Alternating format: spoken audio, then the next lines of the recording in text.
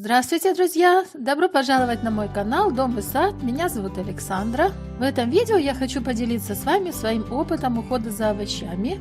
Что надо сделать в огороде и на даче в июне, чтобы ваши овощи хорошо росли и прекрасно себя чувствовали. Июнь обычно жаркий месяц, но ночи еще достаточно прохладные. И томаты, и перец, и баклажаны начинают наращивать листовую массу. Корневая система увеличивает осваиваемую площадь почвы. Появляются первые цветоносы, первые завязи плодов. И тут важно поддержать растение, не дать ему уйти в разгул, что называется зажиреть или наоборот, слишком рано начать плодоношение, еще не окрепнув. Многие огородники жалуются, томаты, сладкий перец, баклажаны не растут в высоту. Листья желтые и растения выглядят очень хилыми, но пытаются цвести и даже формируют первые плоды. Это плохой знак, скажу я вам. Если растение не нарастило как следует корневую систему и зеленую массу, но формирует цветы, значит ему совсем худо, и оно пытается из последних сил оставить после себя потомство, прежде чем проститься с этим миром. И тут овощу надо серьезно и срочно помогать. Во-первых, удалить цветоносы, которые останавливают рост материнского растения и забирают все силы.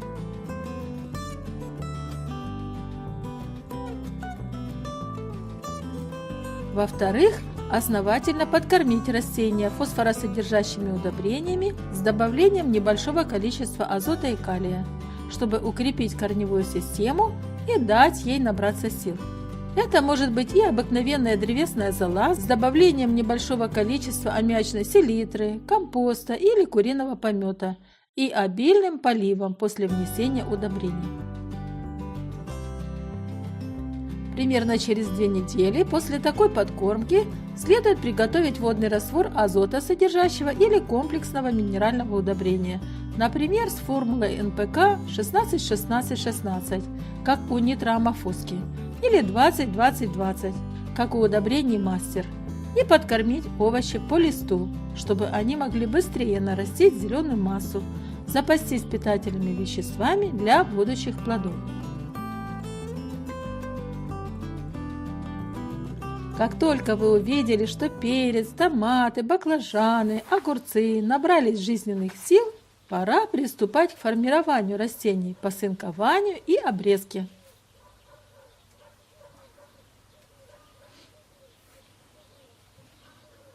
Огурцы, например, проще всего формировать в один стебель, подвязывая к опоре.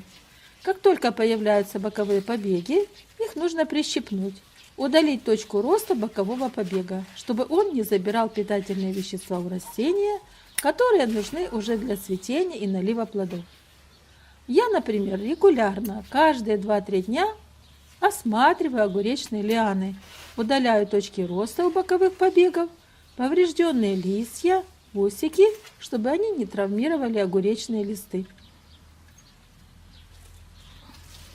Также важен регулярный и практически ежедневный полив теплой водой, иначе маленькие огурчики будут желтеть от недостатка влаги и усыхать.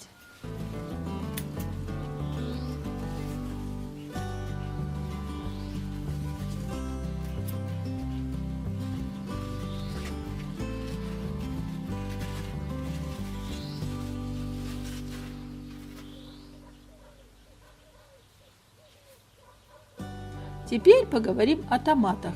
В июне томаты тоже требуют формирования. Самое важное в уходе за томатами, если куст уже набрал силу и готовится к плодоношению, удаление излишних пасынков. Я их выламываю.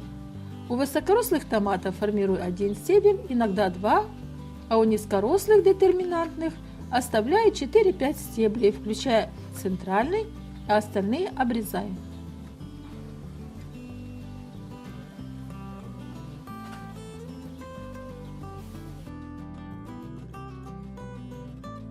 После такой формировки плоды томатов будут быстрее наливаться, будут крупными, растение сможет выкормить практически все завязи, которые образовались, не превратив их в горох. Теперь хочу сказать несколько слов о том, каков уход нужен баклажанам и сладкому перцу.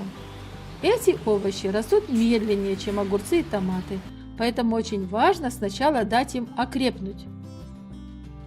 В этом помогут тепло, регулярный полив, рыхление почвы и таких же две важных подкормки, о которых я рассказала ранее в этом видео. Сначала фосфоросодержащими удобрениями для наращивания корневой системы, а затем полноценным комплексным удобрением для стимулирования роста листовой массы.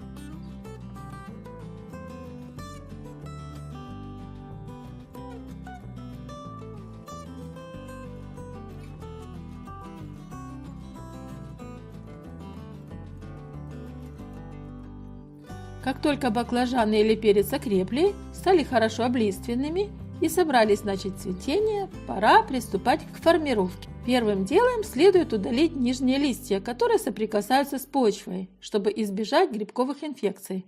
А далее, если хотите, чтобы овощи продолжили свой рост, избавиться от коронного цветка, появившегося первым в развилке куста баклажана или перца. Этот цветок обычно забирает достаточно много сил у перца и баклажан, останавливает рост куста и запускает процесс плодоношения. Если растение слабое, то его, конечно, лучше удалить.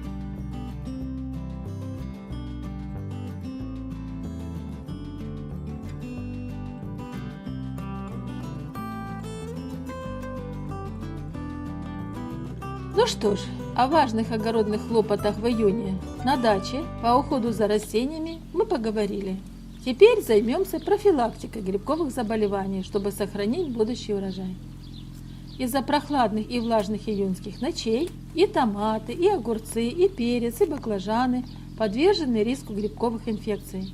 Поэтому важно предпринять некоторые профилактические меры, чтобы сохранить растения здоровыми. Вот первый пункт. Важно замульчировать почву под овощами, чтобы сократить риски проникновения грибковых инфекций из почвы. Мульчей может быть, например, солома, агроволокно, высушенная газонная трава.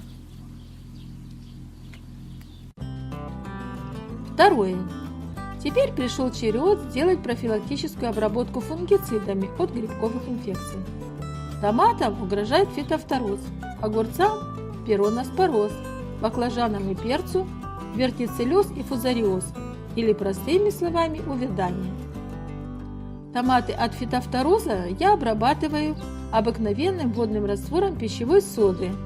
Как его приготовить, оставлю ссылку в описании.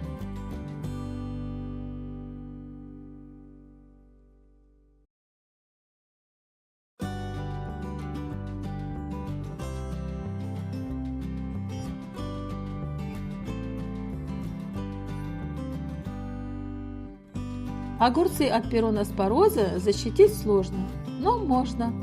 В этом может помочь водный раствор коллоидной серы. Как его приготовить, вы тоже можете найти ссылку в описании к этому видео. В более запущенных случаях без химических фунгицидов обойтись тяжело. Лучше всего работают против пироноспороза Квадрис и Ридомил Голд. И не отчаивайтесь, если вдруг огурцы заболели и вы не уследили за развитием этой злостной грибковой инфекции. Конечно, урожай частично уже потерян, но растения можно вылечить, и через некоторое время плодоношение возобновится. Все листья, пораженные пироноспорозом, нужно удалить. Огуречную лиану основательно опрыскать водным раствором коллоидной серы или Ридомила Голд, дать огурцам хорошую подкормку компостом и хороший регулярный полив. Дней через 7-10 огурцы возобновят плодоношение. Но обработки для предупреждения рецидива пироноспороза теперь должны быть уже регулярными.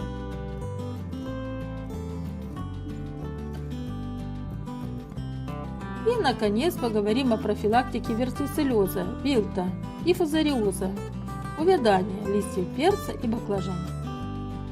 Обычно эти заболевания проявляются, как только почва явно переувлажнена и температура воздуха превышает плюс 24 градуса Цельсия. Это два необходимых и достаточных условия для начала увядания листьев перца и баклажан. Скажу сразу, и вертицеллез, и фузариоз вылечить очень сложно, практически невозможно. Лучше, пожалуй, удалить заболевшие растения с грядки. Но если все же вы решите бороться за жизнь любимых перчиков, как это сделать, я оставлю ссылку в описании к этому видео. Ну а на этом пока все. Надеюсь, видео оказалось для вас полезным. Подписывайтесь на мой канал, не забудьте поставить лайк и поделиться ссылочкой в своих соцсетях. Я рада была с вами снова встретиться. Пока-пока!